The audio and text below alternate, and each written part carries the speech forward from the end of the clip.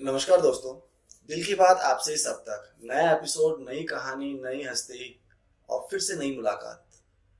आज जिनसे मिलने जा रहे हैं बेसिकली वो फिल्म लाइन से बिलोंग करती हैं और काफी समय से राजस्थानी फिल्म इंडस्ट्री में, हिंदी फिल्म इंडस्ट्री में अपना महत्वपूर्ण योगदान दे रही हैं और आज भी लगी हुई हैं। और कहते हैं स्टार्टिंग में उम्र में अगर आपको सफलता नहीं मिले तो भी आपको उस फील्ड को नहीं छोड़ना है, बिकॉज आपकी मास्टरी उसी फील्ड की है। और इस दौरान बहुत से हेडल्स आते हैं, बहुत सी परेशानी आती हैं, फिर भी अगर आप लगे हुए हैं तो उम्र मायने नहीं रखती, आपका अनुभव, आपकी लगन मायने रखती है। आज हम इस एपिसोड में मिलेंगे एक बहुत ही खूबसूरत सी प्यारी सी हस्ती से और उनका नाम वो खुद अपने मुंह से आपको बताएंगी और आप सबके सामने हाजिर होंगी।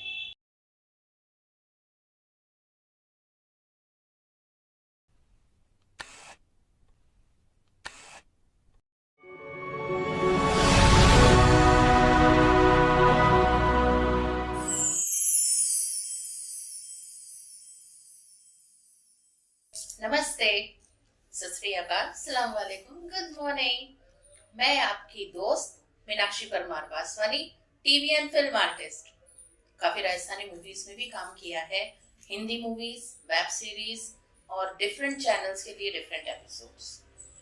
मैं मीनाक्षी परमार वासवानी आज के युग के जो कलाकार हैं, जो अभी जस्ट इस फील्ड में एंट्री कर रहे हैं, मैं उनके लिए कुछ टिप्स लेकर आई हूँ। सबसे पहले आपका कॉन्फिडेंस लेवल हाई होना चाहिए। आप किसी के साथ भी जुड़ रहे हो, उसकी पूरी जानकारी आपको होनी चाहिए कि आप किसके साथ ज्वाइन कर रहे हो। दूसरी बात, आप ये देखिए कि आपको काम करने के लिए पैसा चाहिए या काम करवाने के लिए पैसा चाहिए, क्योंकि कई ऐसे सोर्सेज होते हैं जो आपसे काम करने के लिए पैसे लेते हैं।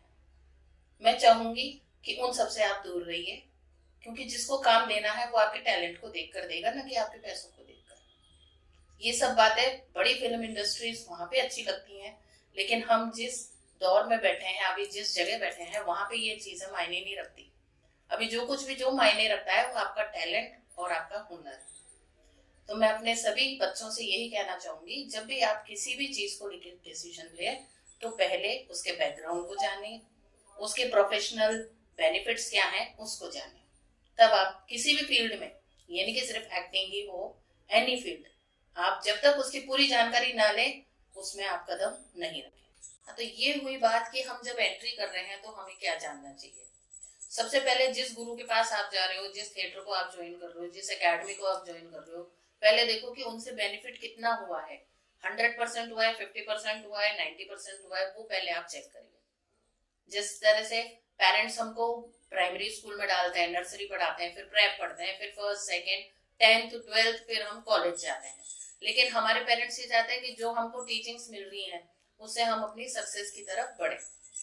यही सेम सिचुएशन हमारी एक्टिंग लाइन में भी होता है कि हम किस फील्ड में जा रहे हैं, हमें एक्टिंग सीखनी है, डांस सीखना है, सिंगिंग करना है, क्या करना है, और हम किस एकेडमी को ज्वाइन कर रहे हैं, उसकी आप पूरी जानकारी रखें।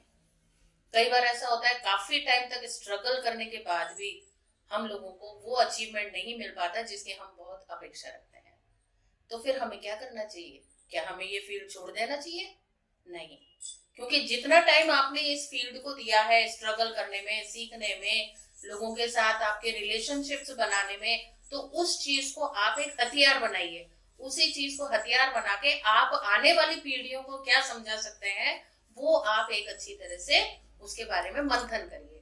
मंथन करने के बाद क्या होगा, जैसे कि हम अगर आईएएस ऑफिसर नहीं बन सके, डॉक्टर नहीं बन सके, हम कुछ नहीं बन सके, तो हमारे मन में ये रहता है, यार इनकम सोर्स भी चाहिए, घर भी चलाना है और हमारी ये इच्छाएं भी हैं।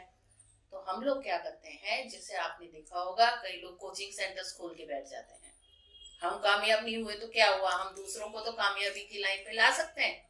तो इसी तरह से जो हम स्ट्रगल करते समय हमको वो अचीवमेंट नहीं मिली है, तो हम उसी को अपना कर और एक एकेडमी खोल सकते हैं, एक छोटा सा कोचिंग सेंटर खोल सकते हैं, जिसमें हम प्रैक्टिकली जो हमने अनुभव करा है स्ट्रगलिंग के टाइम पे, लोगों से मिलने के टाइम पे, लोगों के यहाँ अपन ने जो इंटरव्यूज दिए, ऑडिशंस दिए, उसका हमको क्या रिजल्ट मिला और उसमें हमारी क्या कमियां थी, हम उसको इम्प्रूव करके हम आने वाली पीढ़ी को वो चीजें सिखा सकते हैं।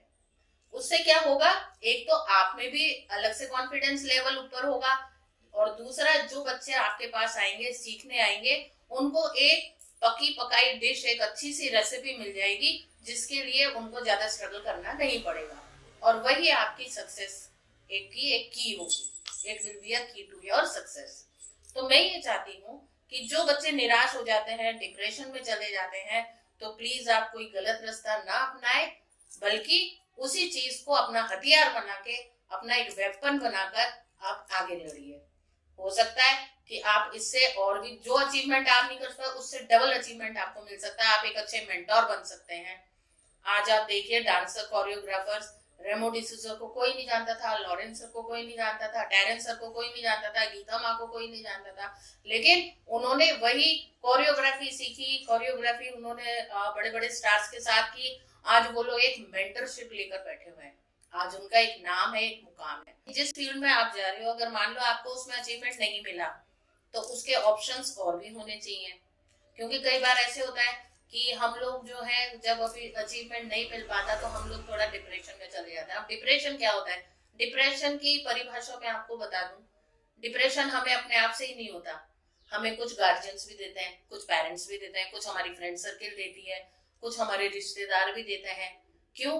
क्योंकि हम लोग उनके इच्छा के खिलाफ किसी फील्ड में जाने की कोशिश कर रहे हैं, लेकिन हमको जब वो सक्सेस नहीं मिल पाती तो सब जने यही बोलते हैं, देखा मैं तो कह रहा था, फालतू की बकवासबाजी है, मत जा। तो इस कारण क्या होता है कि आप फिजिकली तो डिप्रेस होते ही हो, मेंटली भी आप बहुत ज्यादा डिप्रेस होते हो। और डिप्रेशन में आने की वजह से कई लोगों को बहुत बुरी लत लग जाती है नशे की। तो माय डियर फ्रेंड्स, मैं चाहती हूँ कि आप उस नशे की लत को न लेते हुए, आप ऑन स्क्रीन अगर आप अच्छे एक्टर, अच्छे एंकर, अच्छे सिंगर, अच्छे डांसर नहीं बन पाते हो, तो आप थोड़ा टेक्निकली सोचो कि इस ऑन स्क्रीन के पीछे का जो बैकग्राउंड है, उसमें अगर आप कुछ कर सकते हो तो उसकी जगह आप जाओ। अगर आप कैमरामैन बन सकते हो, असिस्टेंट कैमरामैन बन सकते हो, अगर आप एडिटर बन सकते हो, तो आप उस फील्ड में जाओ, वहां कोशिश करो। हो सकता है कि आपका स्ट्रॉन्ग पावर वही हो जिसको आपने कभी देखा ही नहीं हो, और आप सिर्फ स्टाइलबाजी के चक्कर में ऑन स्क्रीन पे हीरो या हीरोइन बनना चाहते हो, तो that is not good. Back screen भी बहुत सारे जॉब्स होते हैं, काफी सारे जॉब्स होते हैं, तो आप उसकी तरफ जाओ। पेरेंट्स का अगर कोई सेटअप है बिजनेस का, तो थोड़ा सा टाइम वहां भी स्पेंड कर लो। हो सकता है कि वो सेटअप ही आपके लिए सक्सेसफुल हो। कोई जरूरी नहीं कि आप जो सोच रहे हो वही सक्सेसफुल होगा। पेरेंट्स भी अपनी जगह सही है, गार्जियंस भी अपनी जगह सही है, हमारे फेलोज भी अपनी जगह सही है। तो थोड़ा सा टाइम उधर भी देकर देखो बेटा। उससे क्या होगा, आपको 2-3 चीजों की नॉलेज मिल जाएगी। एक तो आपकी कमियां, दूसरा आप किस फील्ड में अच्छी तरह से जा सकते हो, उस चीज को पकड़ने की कोशिश करो, ताकि आपके पेरेंट्स भी राजी रहे और आप भी राजी रहो। ये ना हो कि पेरेंट्स की बातें सुनकर, रिश्तेदारों की बातें सुनकर आप डिप्रेशन में चल जाओ, गंदे नशों की लत लगा लो, जिसके कारण क्या होगा, वन एंड अटमोस्ट रिजल्ट ये निकलता है कि वो आत्महत्या ही कर लेता है। ऐसा हमने काफी देखा है। तो मेरी आपसे गुजारिश है, इस तरह के डिप्रेशन में जाने की बजाय आप थोड़ा सा पेरेंट्स के कहना मानो, आप थोड़ा सा अपने रिलेटिव्स की तरफ देखो। उनकी जो इच्छा है एक बार आप वो भी तो करके देखो, क्योंकि आपने कितना टाइम अपने इस फील्ड में दिया है और उसमें सक्सेस नहीं मिल रही है, तो फिर वो तो फ्रूटफुल नहीं है ना। तो इसलिए my dear friends, please go to the positive side, not to the negative side. जितना नेगेटिव साइड में आप जाते जाओगे, आपका भविष्य भी अंधकार में चला जाएगा। उम्मीद है आपको आज का एपिसोड पसंद आया होगा। फिर मिलेंगे नए एपिसोड में, नई कहानी के साथ, नई हस्ती के साथ। दिल की बात आपसे, सब तक।